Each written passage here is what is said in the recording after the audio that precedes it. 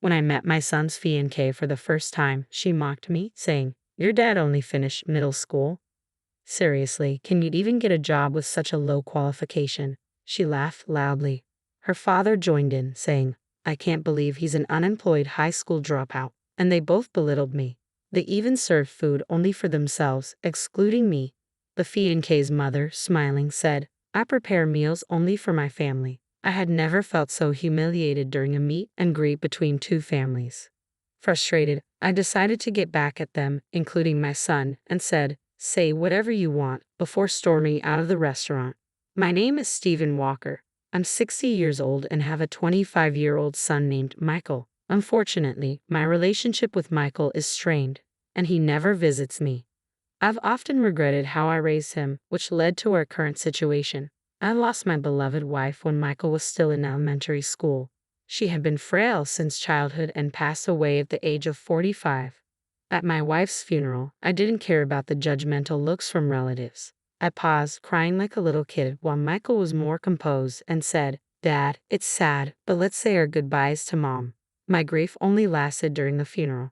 I was running the real estate business that I had inherited from my father.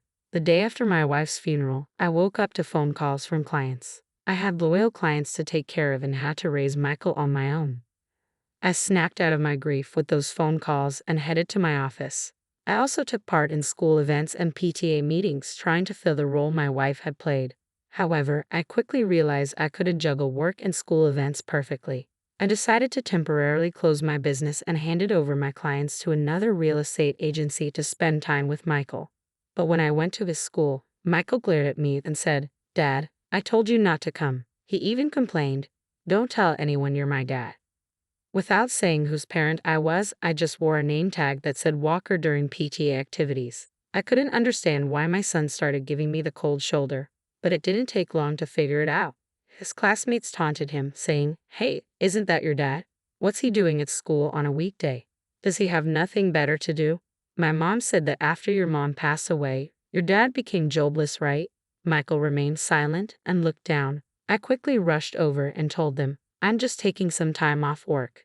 It's like your summer or winter break." However, seizing this opportunity, my son was further ridiculed by his classmates. They mocked him, saying, "Your dad's just pretending to be on break. Your family's poor. I'll share my bread with you." Michael grew more resentful and angry with me, saying, "Darn you, Dad. Talking to me just made me look even worse." As his classmates made fun of him, all I could do was look the other way. I can't remember how many times I cried alone, feeling pathetic. When Michael entered middle school, he started hanging out with delinquents. He slept over at friends' houses and stayed out late at gas station parking lots.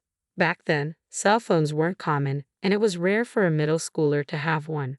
Michael came home less and less, and I had no idea where he was or what he was doing. All I could do was apologize when the school called about complaints from the nearby gas station. Whenever I went to Michael's school, he and his rowdy friends called me names like good for nothing and bottom of the barrel, throwing empty cans at me. Michael had become more violent, and I was scared to even talk to him, not knowing what he might do. I wish I had handled things better when he was in elementary school, but I had no idea how to communicate with a teenager. Michael skipped school, ran away during classes, and had rock-bottom grades. At a parent-teacher conference, they told me about a private high school where even Michael could get in. I was relieved. I hoped the new environment would help him calm down. Just as I hoped, after starting high school, Michael began to take his classes seriously. He studied hard, scored above average on tests, and even made it to college. But his disdain for me remained. Even after high school, he continued bouncing from one friend's house to another, never stopping by home.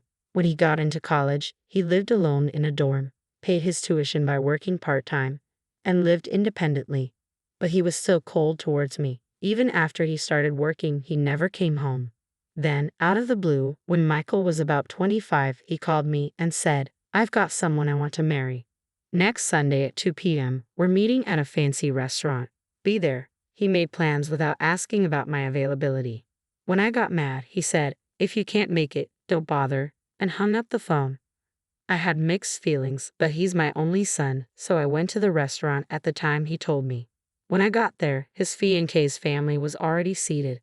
They rudely asked, "Who are you?" I thought, you call me out of the blue and then ask who I am. Even though I was fuming, they said, "No, we didn't call you, and we're as cold as my son."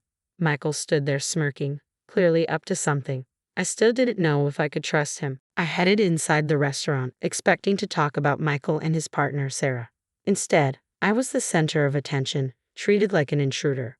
Michael began insulting me, saying, "This guy here dropped out of high school and worked, but after mom passed, he's just been loafing around." While talking to Sarah and her folks, I tried to stop him, saying this wasn't the time or place, but he wouldn't listen. Sarah then bursts out laughing. "For real? Can a person even get hired with just a middle school education?" Her dad added, "Wow, raised by a high school dropout and layabout. But here you are with a college degree and a job at a big company. You took your old man as what not to be, huh?" He praised Michael. I was too tired to argue and was about to say what you want. I'm out of here, when the waiter brought in the food. I had forgotten the food hadn't even arrived yet. I tried to calm down, deciding to eat and then leave. But the food was only for Michael, Sarah, and Sarah's parents. The waiter said, "I'm sorry, we had a reservation for 4, giving me an awkward look." Sarah's mom added, "Yes, that's correct. He's not our family, so don't mind him," with a sweet smile. The waiter, looking uncomfortable, nodded and backed away. Just as I was about to lose it, Sarah's dad cut me off, saying, "We don't want anything to do with some deadbeat high school dropout. Our family and relatives are all bank employees, doctors, working at major companies. You don't belong here. Please leave." That was enough. I said, "It's education and job history all you care about. Aren't you folks a bit off your rockers?" And got up to leave. Sarah's dad responded, "I work at Bank of America, where education and job history really matter for clients' trust. But of course, a layabout like you wouldn't know." As I was leaving, I said, "Oh my, you work at Bank of America, huh? That's quite impressive." They didn't hear me. The next day, I paid a visit to Bank of America, where Sarah's dad works. Being called a deadbeat by my son, his classmates, and his fiancée's family was enough. I must clarify, I'm not actually a deadbeat. After my wife passed away, I temporarily closed down the real estate business I was running. But it was just a temporary closure. I didn't shut it down for good. I switched to online management to prioritize my son's school events and PTA meetings. When I had a physical store, most of my clients were neighbors, but after switching to online management, I could serve customers from all over the country, like people living in small towns an hour's drive from the nearest train station, and even Americans living abroad. I started getting more consultations about renting and buying properties from these folks. Thanks to the internet, I expanded my property portfolio and catered to a broader clientele. Running a real estate business online made things possible that seemed like a dream. Additionally, I was quite active in stocks and investments as a hobby. Currently, I have $50 million deposited in Bank of America, where Sarah's dad works. Upon arriving at the bank, I promptly requested to speak with the branch manager and explained everything that happened the day before. I said, "I was told by one of your employees that this bank operates on trust built on educational background and work history, so I've lost all trust in this bank because of that statement. Could you please proceed with the account closure?" The branch manager kept apologizing profusely to finally explain the account closure process, almost in tears. "Oh, I almost forgot about something important. There's this troublemaker who hasn't paid rent for the apartment I own for 2 years. I had been letting it slide, thinking he's my son, but no more. I mailed my son a notice demanding 2 years' worth of rent. 3 days later, Sarah's dad and my bonehead son came storming into my house. "Why did you rat me out?" to the branch manager. "That was underhanded, Dad. What's the deal with that notice?" "If you're the manager, cover for me," Michael said, fuming. I sighed and replied, "I lost trust in the bank after learning about your practice of judging clients based on education and work history. Are you panicking because of what one person said? Do you have something to hide?" And Michael, "Just because we're family doesn't mean you can skip paying rent.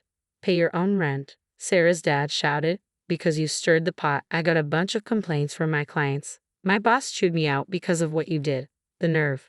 "Oh no, I didn't stir the pot. I just shared this story casually with my relatives and clients. I didn't tell them to close their accounts," I said with a smile. My son snapped, "What clients, Dad? You're just a deadbeat, aren't you? You think a deadbeat could afford to build a huge house in a prime location and still maintain this lifestyle? I even did some renovations recently," I replied. Michael looked baffled. "Huh? What's that? Did you go into debt or something?" I'm really fed up with you. I took a break from my real estate job for a while and then switched to running an online business, which I'm still doing. How many times do I have to tell you I'm not a bum? I said. My son's face turned pale. What? I had no clue. I thought you were just working part-time. Sarah's dad started yelling, You're a real piece of work, keeping your occupation secret even from your own son. Annoyed, I said, Say whatever you want, and closed the front door. Outside, I heard them shouting, You've ruined my reputation. I'm gonna sue you. I can't believe I've been duped by my old man for this long. I'm not gonna let him do this to me. They were making a ruckus, but after about 10 minutes, they seemed to get exhausted and it got quiet. Once they realized that shouting was meaningless, I figured they wouldn't bother coming around again. I let out a sigh of relief and went to make myself a cup of coffee. Just then, I heard my son's voice outside again. You big fat liar. What are you still here for? I said as I looked out the window to see Sarah's dad and my son spray painting my front door. You've got to be kidding me. What are they up to?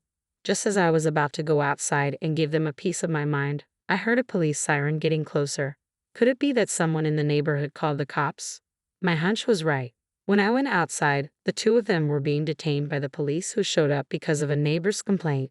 Ah, there he is, that big fat liar. I lost all my credibility at work because of him. They shouted as the police calmly loaded them into the patrol car, saying, all right, we'll take it from here. Then one of the officers, who seemed to have just noticed me, approached with a strangely cheerful expression. Sir, would you please come with us to give your statement? Why me? I thought, but I guess I'm the victim here. I'm gonna spill the beans on all their shenanigans. When we got to the police station, I showed the cops a video from my phone. It was footage from the security camera I installed at my front door, recording all the yelling and antics. What a great piece of evidence, the officer exclaimed with a sparkle in his eye, and my questioning was over in a jiffy.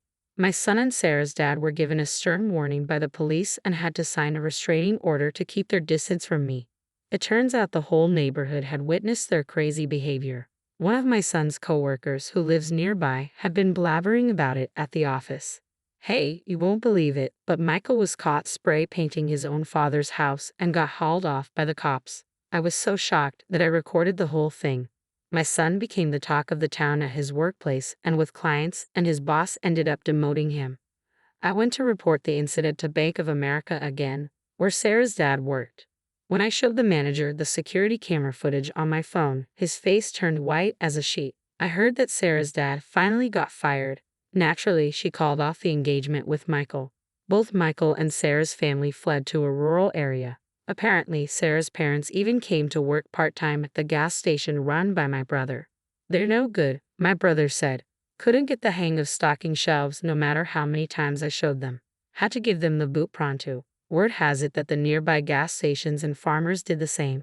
According to my brother, it seems Sarah's parents can't land a steady job and are bouncing from one gig to another at gas stations and farms. Furthermore, I heard that Sarah showered her boyfriends, including my son, with high-end gifts like watches and was in debt because of that. The little money her parents make from their part-time jobs apparently goes straight into paying off their daughter's debts. It's a mystery how they're making ends meet. It's been 5 years since then, and my son is now 30. It seems like he's changed for the better after being treated with kindness from folks in the small town he moved to. He came to me a couple of times and apologized sincerely. I was naive and immature. I didn't even try to understand your job and just labeled you as a good-for-nothing. I can't apologize enough for how much I regret it. Seeing the change in my son's attitude, I decided to let him move in with me. Now he's working at a company near my place, and little by little, he's helping me out with my work too. But don't get me wrong, he's still wet behind the ears, and I don't trust him completely. I'm hesitant to hand over all my work to him, but I'm going to observe his behavior and attitude towards work and make decisions accordingly. If he proves he's really turned his life around, I might consider handing over the reins of my business. But if I told him that, he might get too excited and say, for real? I'll hand in my 2 weeks' notice tomorrow, and do something impulsive. I'm living with my son, holding on to the hope that one day I'll feel confident enough to trust him with everything.